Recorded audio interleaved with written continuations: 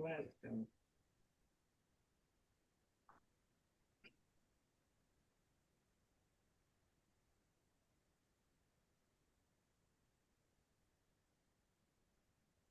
let me. There we go.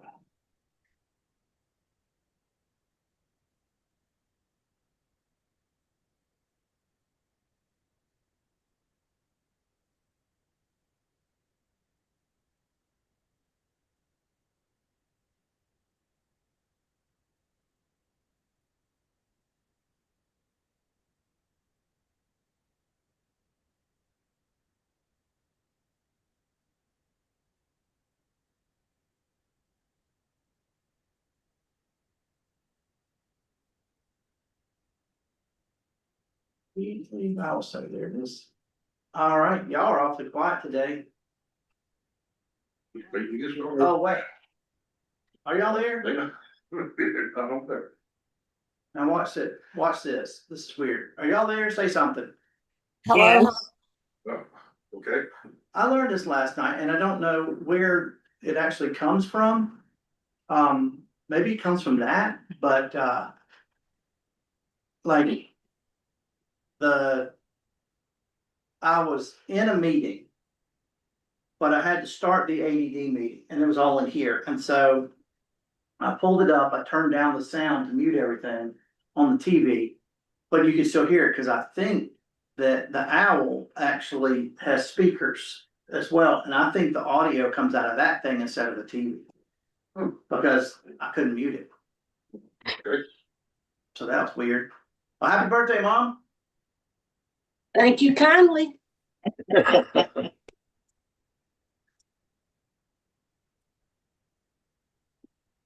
80 years old. Yep. That doesn't hold And anymore. holding. I'm not far behind you. It doesn't feel any different than 79. It definitely, I'm sure it won't. Actually, it probably feels better because when you turned 79, your hip was all messed Oh, up. And it was. So you're right. Yes. 80 does feel better than 79. I'm going to kill a cat.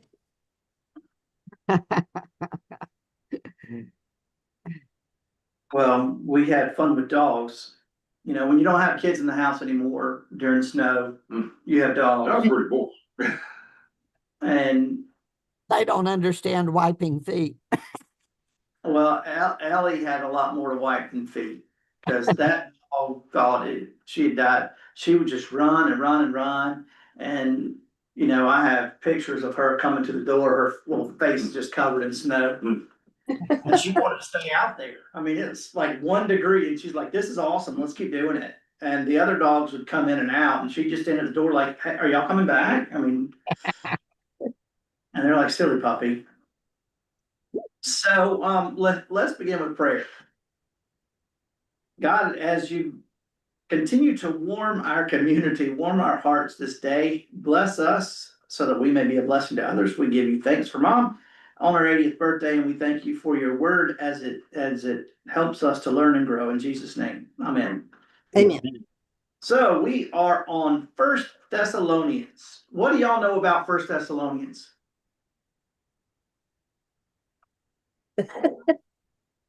That's what I thought. Yeah, I pulled up. It's a book in the Bible. Yeah.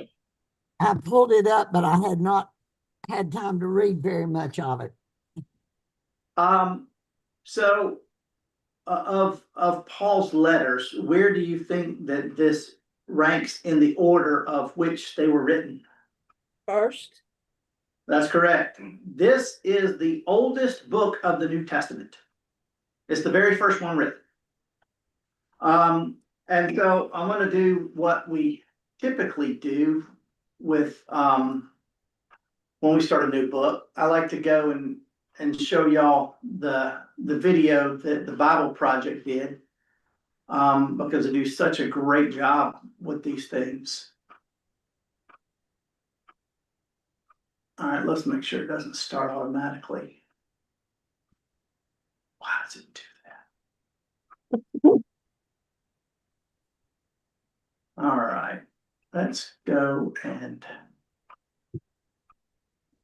Oh, wait, no, I can't do that yet.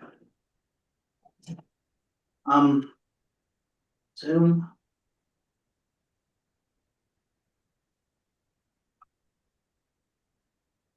All right. I need to stop sharing.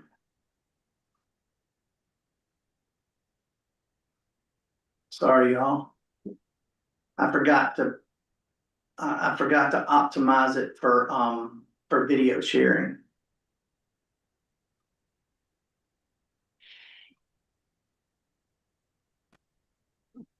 All right.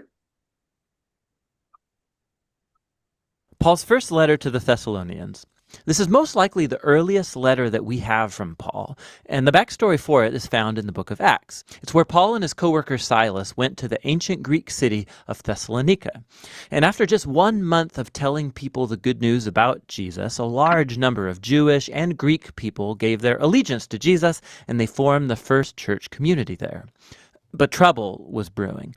Paul's announcement of the risen Jesus as the true Lord of the world, it led to suspicion. So the Christians in Thessalonica were eventually accused of defying Caesar, the Roman emperor, when they said that there is another king, Jesus. And this led to a persecution that got so intense, Paul and Silas actually had to flee from the city, and this was painful for them because they loved the people there so much. And so this letter is Paul's attempt to reconnect with the Christians in Thessalonica after he got a report from Timothy that they were doing more than okay, they were flourishing despite this intense persecution. He designed the letter to have two main movements. First is a celebration of their faithfulness to Jesus, and then he challenges them to keep growing as followers of Jesus. And then these two movements are surrounded by three prayers. The letter opens with a thanksgiving prayer, the two movements are linked together by a transitional prayer, and then the whole thing is concluded with a final prayer. It's a beautiful design. Paul opens by giving thanks and celebrating the Thessalonians' faith, their love for others, and their hope in Jesus despite persecution. He goes on to retell the story of their conversion, how they used to be idolatrous polytheists, and they were living in a culture where all of life was permeated by institutions and practices that honored the Greek and Roman gods. And Paul talks about how they turned away from those idols to serve the living and true God, and that they're now waiting for the coming of God's Son from heaven. So in a city like Thessalonica, transferring your allegiance to the Creator God of Israel and to King Jesus, this came at a cost. Isolation from your neighbors, hostility from your family. But for the Thessalonians, the overwhelming love of Jesus who died for them and the hope of his return, it made it all worth it. Paul then retells the story of his mission in Thessalonica and of the dear friendships he formed with the people.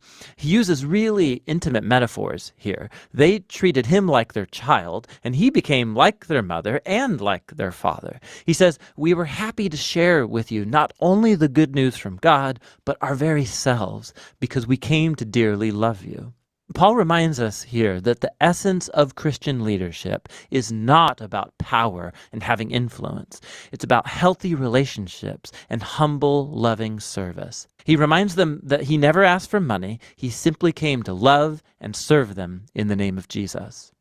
And so Paul moves on to reflect on their common persecution. Just like Jesus was rejected and killed by his own people, so now Paul is persecuted by his fellow Jews, and the Thessalonians are facing hostility from their Greek neighbors. And Paul draws a strange comfort from knowing that together their sufferings are a way of participating in the story of Jesus' own life and death. Paul then shares about the anguish he experienced when he heard of the hardships the Thessalonians had after he and Silas fled. So he sent Timothy to support them and see how they were doing, and to his joy, Timothy discovered that they were going strong. They were faithful to Jesus, they were full of love for God and their neighbors, and they longed to see Paul as much as he longed to see them. And so Paul concludes with a prayer for endurance. And what's cool is that he introduces here the topics he's going to address in the letter's second half.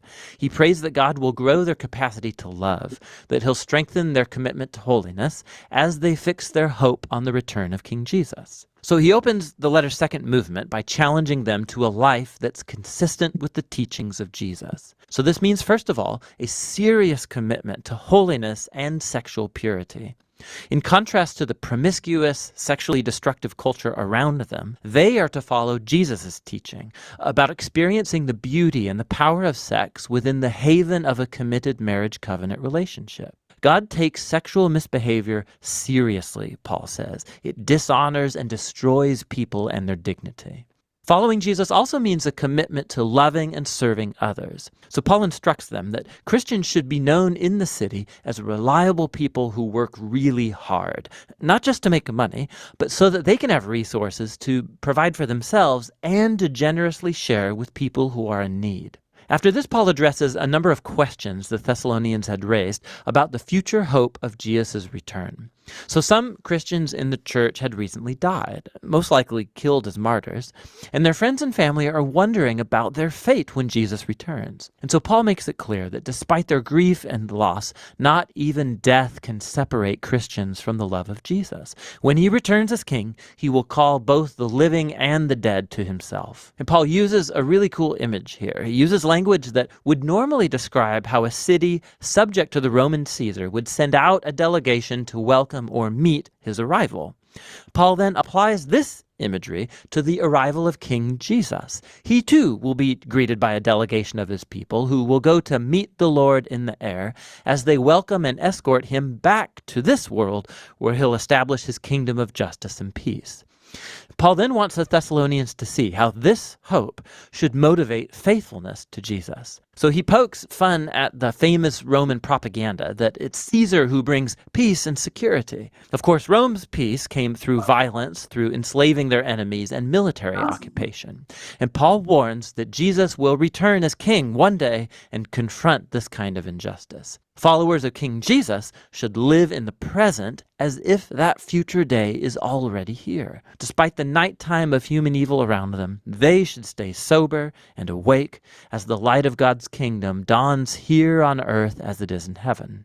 Paul closes all of these exhortations like he began, with a hopeful prayer, that God would permeate their lives with his holiness, that he would set them apart to be completely devoted and blameless until the return of King Jesus. First Thessalonians reminds us that from the very beginning, following Jesus as king has produced a truly countercultural or holy way of life. And this will sometimes generate suspicion and conflict among our neighbors. But the response of Jesus' followers to such hostility should always be love, meeting opposition with grace and generosity. And this way of life, it's motivated by hope in the coming kingdom of Jesus that has already begun in his resurrection from the dead. And so holiness, love, and future hope, that's what First Thessalonians is all about. Right. So let's dig into this now. I'm going to start off by reading Acts 17, which is Acts version of the story of. Now, I have always pronounced it Thessalonica. Have to. I was looking up the pronunciation as soon as he said it. I did too. That's what I was doing. Y'all can see. And Thessaloniki is still a Greek city. And how you pronounce it in Greek is Thessaloniki. And as I was listening to it, it was Thessalonica. Thessalonica is how it was saying it, which is Thessalonica with the syllables were in different places, was all. And so the English version usually is Thessalonica. But it was like that guy was going between the Greek and the English, going Thessalonica, which nobody says that. It's Thessalonica or Thessaloniki. Like I said, so if you're going to Greece and you go to Thessaloniki, and you go to Thessalonica, it's Thessaloniki. Yeah, and I also found that it was spelled Niki, which I had never seen. Well, that's the modern Greek city, and Right. and that's not how we spell it. No. Because if you look at Acts 17, it says Thessalonica and it's ICA. Right. Yeah, And so English rendering of that is, I mean, it's kind of arrogant for us to like to change the spelling of somebody else. I mean, that's like saying, well, your name's spelled Stephen, but I'm gonna spell it with a V because that's how I think it ought to be spelled.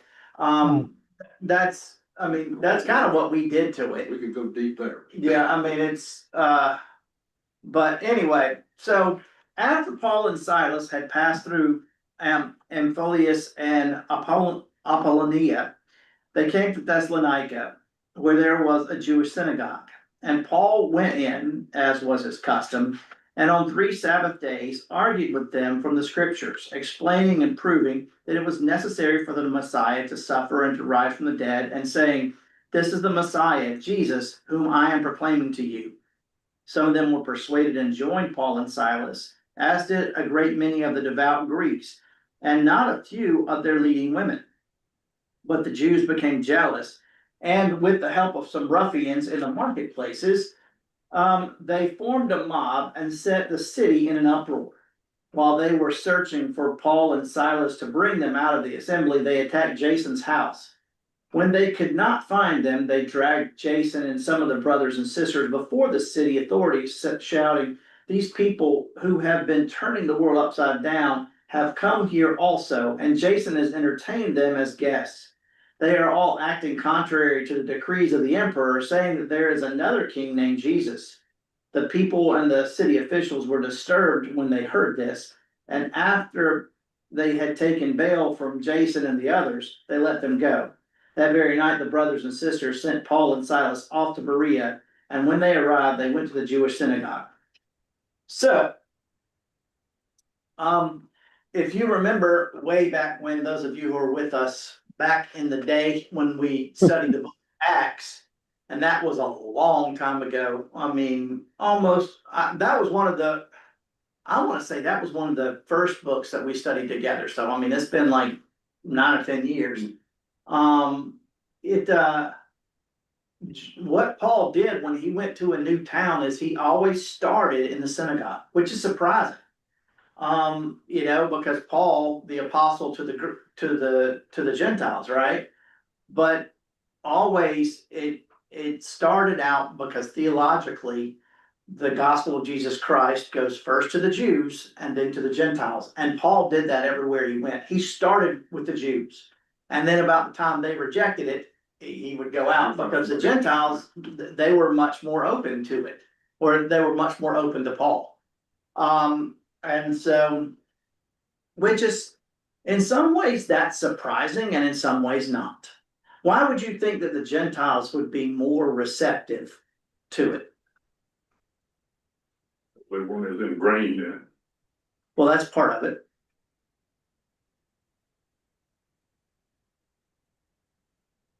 Well, my thought is that the Gentiles came from a very polytheistic culture. And so, first off, hearing about a new God was nothing new. And so they weren't going to get all in an uproar about hearing about a new God. And then once they were all in, then they realized, well, it's the only God. And so that wasn't as big a deal. The Jews, on the other hand, especially the Jewish leaders, it was a threat to them. It threatened their religion, it threatened their way of life, and as religious leaders tend to do when things threaten, they reject and they get their people all stirred up, and the people will follow the people that they know instead of this new guy off the street. And so they ended up running Paul and Silas out of Thessalonica. But they were there, while they were there, they established a church and they built many relationships. And so that was what was going on. This isn't really a theological letter, it's more of a relationship letter. And so it is, this comes after Paul and Silas had been run out of town or escaped, and the thought is that Paul wrote it from Corinth. Now, as we learn more and more about New Testament books and those that we've already covered, you'll find that there are some among the epistles, the letters in the New Testament that have always been accredited to Paul that he probably did not write. The First and Second Timothy probably were not written by Paul. And there's a number of reasons for that we're not going to go into here, but even though it says I, Paul, he probably didn't write it. That was just a thing they did back then. And so with every single one of Paul's letters or every single epistle, the question of authorship is always an important question. Who wrote this?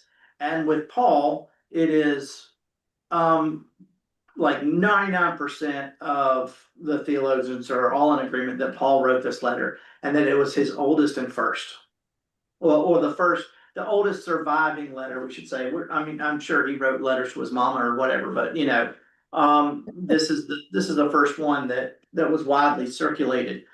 And so here's who it was to. It was to the people of Thessalonica, and that's how I'm going to say it. It was written around between 50 and 51. And so I'm going to share my screen again because I have some pictures to show you. There we go.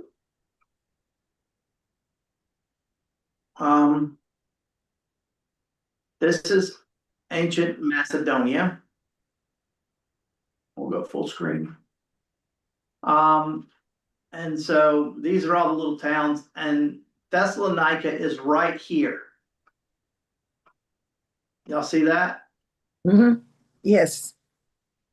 And so this is you notice that it's a port city. Port cities are important for and most of the big letters that we have are from port cities. And why would you think that would be important?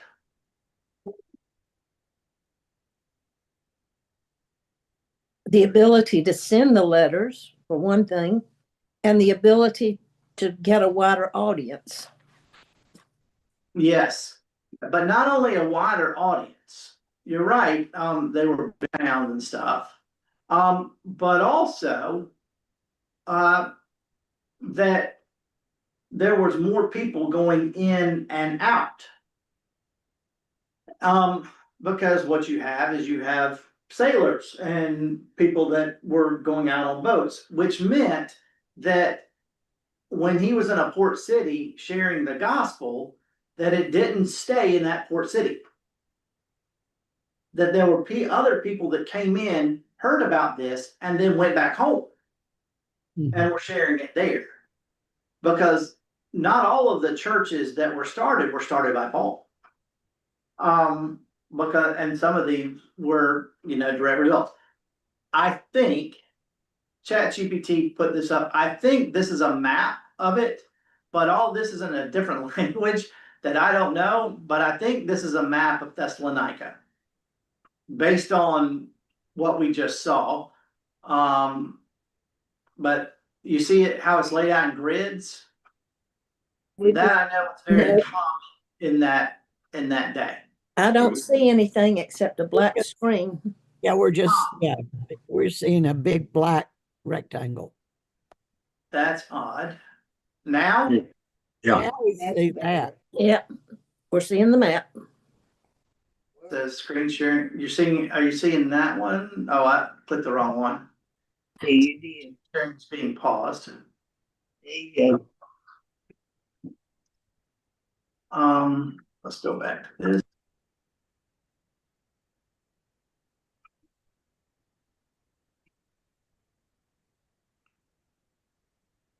Oh, it did it again.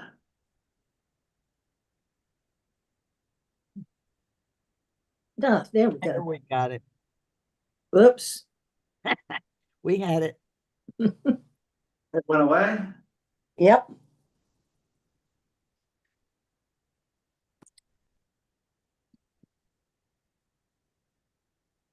That may be, that, you know what that might be? That might be a copyright thing because we're streaming it. Okay. Could be. Just know it's laid out in a grid.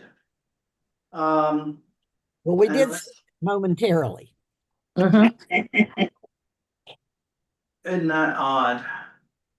Well, I bet you can see it like this. You can probably see it like this, just not very big. Yeah, we could see the picture beside the other one.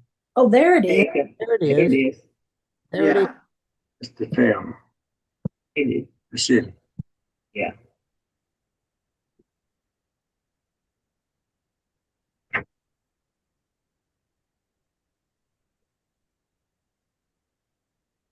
and this is a third picture. It stopped it again. That one's not really an important one. I downloaded it and then realized what it was. I thought it was a map of Paul's travels, but it's not the Roman road that cuts through them all. But at any rate, it was a free city. In other words, it was governed by itself and supported by the Roman imperial interests. So unlike Jerusalem, that was not a free city, Thessalonica was. And so it was the capital of the Roman province of Macedonia. And it was located on the Via Ingenita, a major Roman highway. And that's what the other picture was. So it not only was a port city, but it was also located on a major Roman highway that went, I am gonna pull it up, sure enough, so y'all can see it. Like an interstate. Yeah. That's exactly right. And y'all see here it goes through. Yeah. This red one, and here's Thessalonica right here. And Really. so what you've got is, I wonder if way. Can you still see it? Nope. It went away. Nope, you lost it. That's weird. If I'd have put it on the PowerPoint, I could have watched it. But it goes through. So again, all the more reason for that to be a major town. Because the gospel gets planted here, and then because people are mobile, so is the word. And so that was a great way to do that. Now, the church in Thessalonica was a mix of Gentile converts and some Jewish believers. And it was mostly working class people, which was very typical of the church of that day, is that they would be religious, that they would be working class people. The aristocracy, for the most part, they weren't gonna mess with those common religions, basically because they didn't want to tick off the emperor, because, they had it all. And emperor worship was the primary religion in the Roman Empire. Of course, they had all the Greek and Roman gods or the Roman god, well, Greek and Romans, because this is the Greek town. But primarily, you had to worship the emperor. And so they didn't, the rich people, they didn't fool with all that stuff. And interestingly enough, Paul may have only been there for a few weeks, but apparently it stuck, which is really interesting because, what happened there was they came in and they planted this stuff, and it stuck to the point that even after they left, that's why they sent Timothy back. Hey, check in on them, see how they're doing. Paul was surprised to find that the faith was prospering there. like despite the fact that they were being persecuted, it was still going strong. And now where the where the persecution came from, primarily, at least initially, was the Greek, what was the Jews. And so that may have had something to do with it that, you know, I mean, the Jews didn't have that kind of power in Thessalonica. I mean, they had some ruffians come in and get Jason's house. It wasn't like what we saw in the Gospels, where it was like temple police, and even Roman officials that they were able to wrangle into this. It was just some thugs that they're like, hey, here's some shekels, go in and rough this guy up and find Paul and Silas. And then they couldn't do it. And so, but even so, being a Christian in Thessalonica was potentially costly, because they're refusing to worship pagan gods or honor Caesar, caused social and economic backlash. They would have lost their social standing, family rejection, economic hardship, and public harassment. And so that's why in chapters 1 and 2, Paul talks about them remaining faithful in spite of persecution. And so they are being persecuted, and so they were catching some heat for being Christians, which may be what fueled them all the more, believe it or not. I know I've said it to some of y'all. I have a theory, a political theory in the United States on what currently is going on. Because you've got the MAGA folks, I'm talking about the people who live and die by Donald Trump. And I mean, I know a lot of them, love a lot of them, good people. I mean, but here's why I think that happened. Prior to the first time he was elected, there were a number of people that liked him, like they've liked all the other politicians, I mean, they were voting for this guy, he's my guy, right? And, but it wasn't like it became. But after he was elected, it was a big shock I think it was a shock to even the people that voted for him. I mean, I don't think anybody saw that coming. And so the folks who had voted for Hillary Clinton, like immediately there was a huge backlash. And it wasn't just a backlash against the government or the election, it was a backlash against anybody who had voted for him. Do y'all remember this? Oh, yeah. And so, in my opinion, what happened as a result was that people who were moderate, who voted for him just because they weren't going to vote for Hillary Clinton, or just because he was a Republican, all of a sudden they're catching this crap, and it sort of made them dig their heels in even more and become almost fanatic about it. Like, I mean, and so when have you ever, before this, ever seen somebody flying a flag for a president? Yeah, except maybe at election time. My neighbor had one out for, I think, 8 years. For some reason, he took it down after he was elected this time. But for 8 years, he was flying the Trump flag. And why was that? Why, what was so different about it? I really believe that the difference was that people were responding to catch a flag. And so this, in a very different way, was the same sort of thing. I wonder if, because the stakes were a little higher and they were catching flack for believing, were causing them to be even more faithful, to dig their heels even more, because they were, they had to put their money where their mouth was. And for us in America, I wonder if maybe that's some of the problem is that we deal with, because we don't catch much flack. You know, I mean, people like to say, oh, well, our faith is under attack. No more than it ever has been. I mean, and in my opinion, a lot of time, in a lot of ways, our faith is under attack by people who are Christians. Because a lot of stuff they're saying is not what I believe.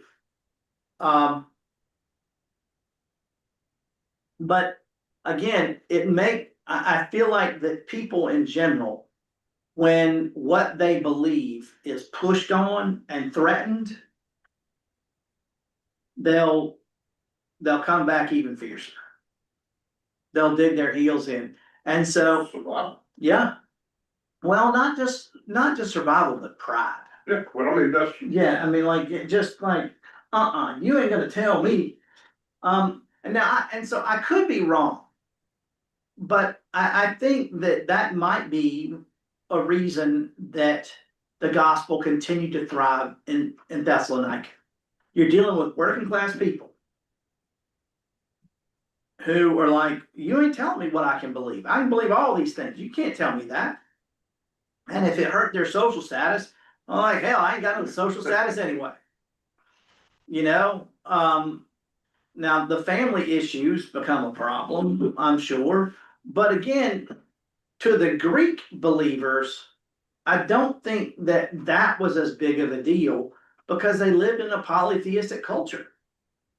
And that was just one, I mean, basically you could go to a family reunion and said, well, let me tell you about this God, this guy named Jesus that I've been worshiping. And they're like, oh, I hadn't heard about that one. Oh, well, let me tell you about him. And they're like, no, that one's not for me. Okay, well, I'll go worship these other 10 gods while you worship that one. And so I don't think that much persecution went on among the Greeks nearly as much as it did from the Jews and among the Jewish believers. But again, could be wrong, wasn't there 2,000 years ago. But which, by the way, I don't know if I said this, but it was probably written around 50 CE, Common Era. So the reason that Paul wrote this was, for one, he was just happy. And you can feel that. I mean, we've read other letters from Paul when he's pretty pissed off, you know. I mean, like, I left you, you screwed it up. He's ecstatic about what's going on in Thessalonica. The Thessalonians are just hitting it out of the park, and he's really excited about it. And so, and he says as much for most of it. Their faith is genuine. Their suffering is not a sign of God. It's absence, and they were living in a way that pleases God. And so it was, all of that was going on. All right. And then he gives some final instructions. They were wondering about like the return of Christ. And so, and I can understand this because we have similar questions now, don't we? About, I mean, for us, it was, well, what about those people in India who are Hindus? What happens to them when they die? For these people, it was, well, what about our loved ones who died before Jesus came? What happens to them? They never had a chance to believe. And that's a good question. And so Paul was like, don't worry, Jesus has got them. In fact, they're going to beat you to the punch. They're going to be there before you are. And I'm sure that is wonderful news to them, because that would be a major concern of, well, Aunt Betty didn't get a chance to hear about Jesus. Heaven's not heaven without Aunt Betty. And so, Paul has a great response to that. Then he goes into ethical instructions about, and we are seeing firsthand the opposite result of this. What Paul's saying is, if you're going to be in the way, which is what they called Christianity back in the day, then you need to live your life a little bit differently than everybody around you. He's talked about sexual holiness. sex is a big thing in every culture, every span of the ages. And I mean, and it's a big thing for different reasons along the way. But in the Roman culture, in the Old Testament, sex was all about the fertility god Baal. And then you had in the Roman culture, basically that's just what you did with whoever, whenever, wherever. You just had sex everywhere. Not pre-AIDS days, I guess. But the Paul's like, yeah, no, that's not what we do. He talked about mutual love. He talked about respectful community life and responsible daily work. This is, they need to look at us as, wow, those are some good people. Those Christians, I'm gonna give them a lot of crap, but they're some good people. They do their job. They live their life right, and so maybe I shouldn't give them as much crap all the time. I think that was a good thing, and so it did not say, notice that that you should be on the street corners projecting about why everyone else is going to hell. You should not be going around telling everyone how evil they are. You should not be spreading the gospel by spreading terror and hate. Paul didn't say that, and yet somehow Christians today think that that's the way to go, is by condemning everybody else. I don't think that is effective at all. Case in point, the church is in decline. Probably because we're too busy running our mouths about telling everybody what they shouldn't do. I mean, let's be honest, this country was founded because everybody was trying to escape that in Europe. By saying what you gotta believe and how you gotta believe. So, I mean, that's just what they did. So the major themes in First Thessalonians are faith, love, and hope. Faith that trusts God, love that serves others, and hope that's rooted in Christ's return. Another theme is that suffering is a normal Christian experience. He never promises ease, only presence and purpose. And so just because you're a Christian doesn't mean you have life on easy street. He talks about imitation, that they're supposed to imitate Paul, and therefore being models to one another because they are modeling Christ. The return of Christ, it emphasizes watchful and faithful living. Now again, in that time, everyone was expecting Jesus to come back soon. That's why the first reported writing that we have for the New Testament came around 50, about decades and decades after Jesus had ascended into heaven. And so, they were expecting it any time. And so there was no reason to be writing this stuff down. That's why the Gospels were written later, because why write down about Jesus if he's going to be here tomorrow? That's kind of a waste of time. It's sort of like, why should I start cleaning my house now if you're going to be here in 5 minutes? It's too late now. Yeah. But you might get a few things picked up. Yeah. And then community matters. Christian faith is lived together, not privately. This is also very important and also kind of countercultural to many of the Christian denominations today. It's all about me and my Jesus. And in the New Testament and in the Old Testament for that matter, faith is never something that is done alone. It's always in conjunction with the community. And so now that's why, especially those who primarily utilize online worship, not that it's bad at all or that I discourage it, but it is important that that next step somehow be taken, that their faith be still lived out in a community some way, whether that community is within their family, whether that community is with their friends, whether that community is in a small group or another congregation somewhere. Faith is still something that needs to be carried out in community. Otherwise, what you get is me and my Jesus, and you also get a huge misunderstanding of a lot of things.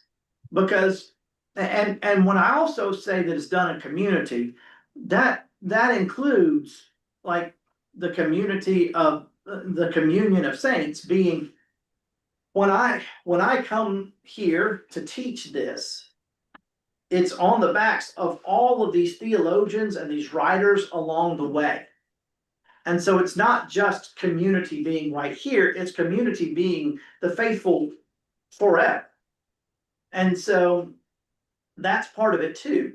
And if I'm just picking up a Bible and reading it for myself, trying to understand it all without any other kind of instruction, Lord only knows where you're going to end up. I mean, first of all, you might end up reading a passage and you end up with no hands and no feet and no eyes because you plucked them out. Yeah. I mean, Burger King faith. yeah, or that. You know, and you know, in Bible school last year, we watched those videos, and it talked about Mark Allen Powell talked about the guy who or this woman that would read a Bible passage every day, and that's how she knew what she was going to do that day. Based on, she would basically just open a Bible and point her finger, and that's what she was going to do that day. And so, you know, he said that's all well and good until you get some Bible passages and they don't turn out so good. You know, and so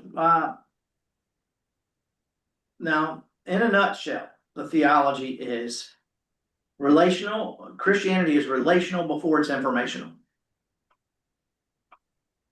And that is extremely important when it comes to evangelism. It's about having a relationship before you can get into the theological stuff. People got to know you love them before you can cram Jesus down their throat. Faith is lived out in ordinary, sometimes difficult circumstances. Hope in Christ's return produces steadfastness, not speculation.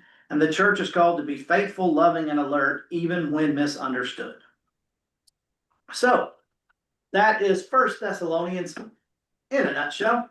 And so, do y'all have any questions before we move forward with this exciting 5-chapter book of the Bible? All right. Well, I suggest between now and next time, perhaps, as I typically say when it comes to anytime we're dealing with one of the epistles, which, by the way, if you don't know, the epistle is the Jesus-y word for letters. That's what an epistle is. So, but anytime we're dealing with one of the epistles, I highly suggest reading the whole thing through in one sitting if possible. And you don't have to necessarily use your version of the Bible. I read it in the Message this morning.